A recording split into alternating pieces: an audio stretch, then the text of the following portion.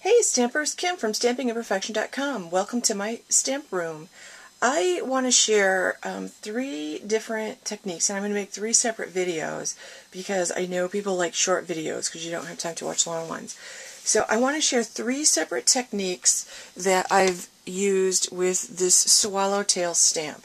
I love the Swallowtail that was in the Spring Mini. This one I'm going to do one of my favorite techniques, and that is stamping resist. And I'm just starting with a 4 by 5 1/4 piece of white cardstock, and I'm actually going to use white embossing powder. So I'm going to start by embossing this. I have my Versamark ink pad. Versamark is a water stamp pad. It's clear ink, it's non-toxic, and it's acid-free. So you could use this in a scrapbook. You could do this on a scrapbook page. So I'm going to ink this up really well. And this is a pretty new pad, so it's nice and sticky. And then I'm going to just stamp this on. And it's obviously way bigger than the page. So I like the way I keep seeing them turned sideways. So I'm going to do that, and I'm going to press down evenly. I'm not rocking my stamp, I'm just pressing down. Okay, and then I'm going to hold my finger on the edge, pull this up, and you can't really see this at all. Maybe you can see it a little bit as I tip it, but you can see how it's kind of shiny. So it's there, and it stays. The reason that we choose this ink is because it stays wet for a pretty long period of time. So it gives you time to put the embossing. I'm using Stampin Emboss white powder, and I'm going to pour this pretty generously over the top because I want to make sure I get the whole image covered.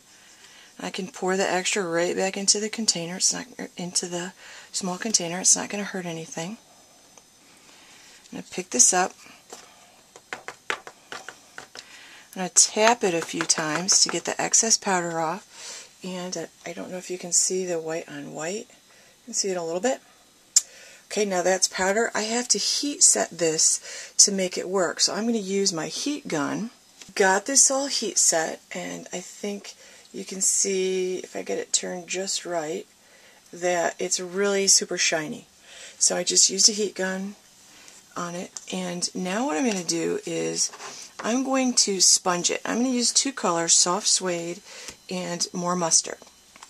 And to do that, what I'm going to do is just take, I'm taking 1/4 of a Stampin' Up! Sponge. I did a video on this, and I have a piece of More Mustard paper on here, so I know that this is my More Mustard. And what I'm going to do is I always just stamp first there, and then I'm going to rub this. And I don't care to get it, I don't care if I get it a little bit outside of the lines of the butterfly, because I kind of want this butterfly to stand out on my white paper. So I'm just going to rub this over, just like that. And that's pretty all by itself.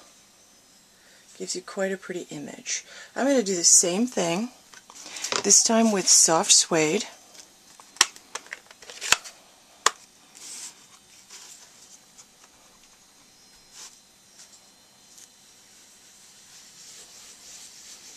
And this time I'm just going to kind of keep this in the middle. It's called the Emboss Resist technique. Just close this up, and I'll hold it up for you to see.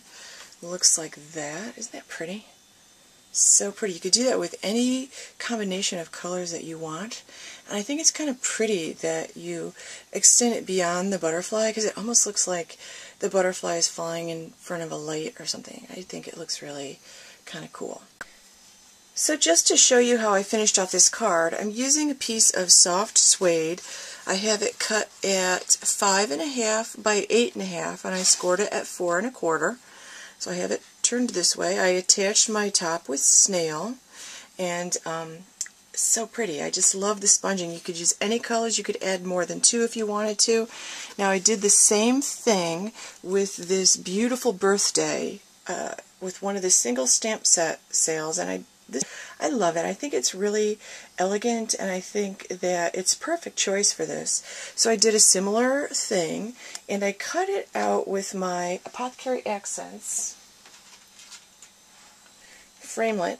It's right here, and you'll notice that there's only one size of this. I love Apothecary Accents. If you only have one set of framelits, that one's a beauty.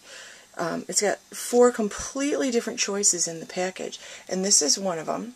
Okay, and since there's only one size, I cut out a piece of close to cocoa, and then I cut it in half, and then I just, you can see, I just attached it with snail so that it looks like I have a frame. There's not a frame around the ends, but it actually adds a really nice touch. I really like my sentiments frames like that, and I'm just going to attach this to the bottom,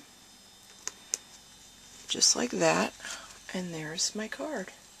How pretty is that? It's the embossed resist technique with your sponging. So it's really easy. Add as much or as little color as you like.